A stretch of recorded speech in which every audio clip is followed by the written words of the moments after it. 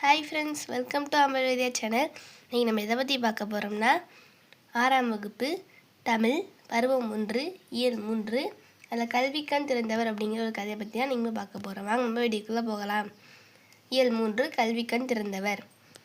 நுழையும் முன். கல்வி நிலையங்கள் காலந்தோறும் மாறி வருகின்றன. தொடக்கத்தில் ஆசிரியரின் வீட்டிலேயே தங்கி மாணவர்கள் கல்வி கற்றனர். பிறகு நாள்தோறும் ஆசிரியர் வீட்டிற்கு சென்று கல்வி கற்றனர். அதன் பிறகு பொதுவான ஒரு இடத்தில் மாணவர்களுக்கு ஆசிரியர்கள் கற்பித்தனர். இவையே இன்றைய பள்ளிக்கூடங்கள் ஆகும். முன்பு ஒரு சில ஊர்களில் மட்டும் பள்ளிகள் இருந்தன. இன்று பள்ளிகளின் எண்ணிக்கை அதிகரித்துள்ளது. இத்தகைய கல்வி பரீட்சைக்கு வித்திட்டவரை பற்றி அறிந்து கொள்வோம் வாருங்கள். நிகழ்வு 1. சிறுவர்கள் ஆடு மேய்த்து கொண்டிருந்தனர். அவ்வழியாக வந்த மகிழுந்து ஒன்று அங்கே நின்றது. அதிலிருந்து ஒருவர் கீழே இறங்கினார். ஆடு மேய்த்து கொண்டிருந்த சிறுவர்களை கூப்பிட்டு அவர்களோடு உரையாடினார். நிகழ்வு 1 என்னென்னா, சிறுவர்கள் எல்லாம் ஆடு மேய்ச்சிக்கிட்டு இருந்தாங்களாம். அந்த வழியாக போன ஒரு மகிழ்ந்து அங்கே வந்து நின்றுச்சான். அதிலேருந்து ஒருத்தர் கீழே இறங்கினாராம். ஆடு மேய்ச்சிட்டு இருந்த சிறுவர்களை கூப்பிட்டு அவரோட உரையாடிட்டு இருந்தாராம். என்னடா தம்பிகளா, பள்ளிக்கூடம் போகாமல் ஆடு மேய்ச்சிக்கிட்டு இருக்கீங்க, ஏன் பள்ளிக்கூடம் விடுமுறையா என்று அவர் கேட்டார். என்னடா தம்பிங்களா, பள்ளிக்கூடம் போகாமல் ஆடு மேய்ச்சிக்கிட்டு இருக்கீங்களே, ஏன் பள்ளிக்கூடம் என்ன விடுமுறையா அப்படின்னு அவர் கேட்டாரா. பள்ளிக்கூடமா, அதெல்லாம் எங்கள் ஊரில் கிடையாது என்றனர் சிறுவர்கள். அப்படியா, உங்கள் ஊரில் ஒரு பள்ளிக்கூடம் இருந்தால் நீங்கள் எல்லாரும் படிப்பீங்களா என்று கேட்டார் அவர். ஓ, படிப்போமே என்றனர் சிறுவர்கள்.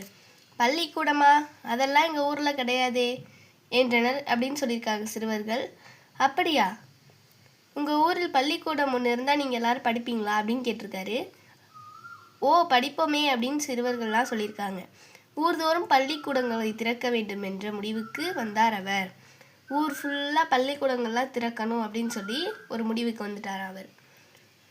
நிகழ்வு 2. பள்ளி விழா ஒன்றில் பங்கேற்க சென்றார் அவர்.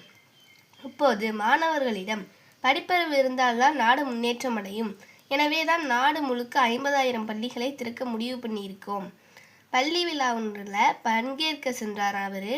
அப்போது மாணவர்களிடம் படிப்பறிவு இருந்தால்தான் நாடு முன்னேற்றம் அடையும், அதனால் நாங்கள் நாடு முழுக்க 50,000 பள்ளிகளை திறக்க முடிவு பண்ணியிருக்கோம் அப்படின்னு சொல்லியிருக்காரு.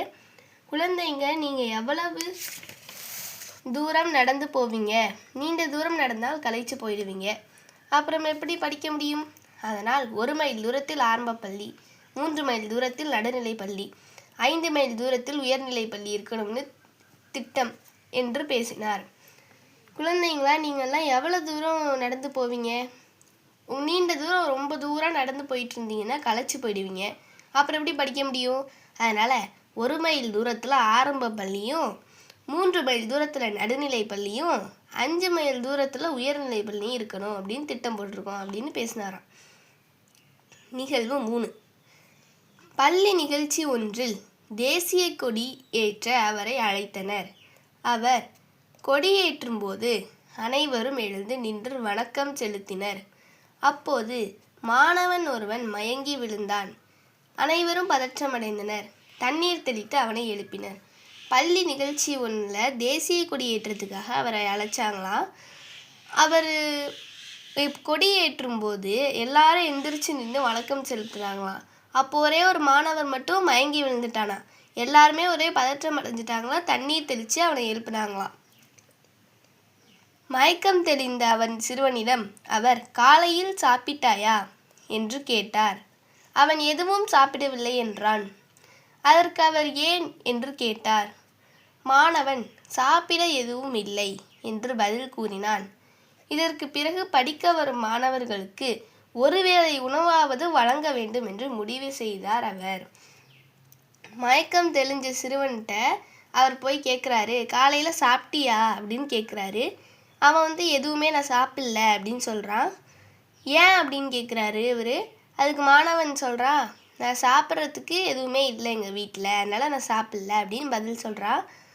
இதற்கு இவர் இதுக்கப்புறம் படிக்க வர்ற மாணவர்கள் எல்லாருக்குமே ஒருவேளை உணவாவது வழங்கணும் அப்படின்னு முடிவு செஞ்சார் அவர். அதுதான் இந்த மதிய உணவு திட்டம்.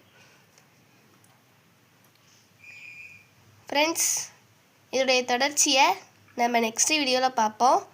உங்களுக்கு இந்த வீடியோ பிடிச்சிருந்துச்சுன்னா சப்ஸ்கிரைப் பண்ணுங்கள், லைக் பண்ணுங்கள், ஷேர் பண்ணுங்கள், கமெண்ட் பண்ணுங்கள். மறக்காமல் பக்கத்தில் உள்ள பெல் ஐக்கானை ப்ரெஸ் பண்ணுங்கள். பை ஃப்ரெண்ட்ஸ், தேங்க்யூ ஃபார் வாட்சிங்.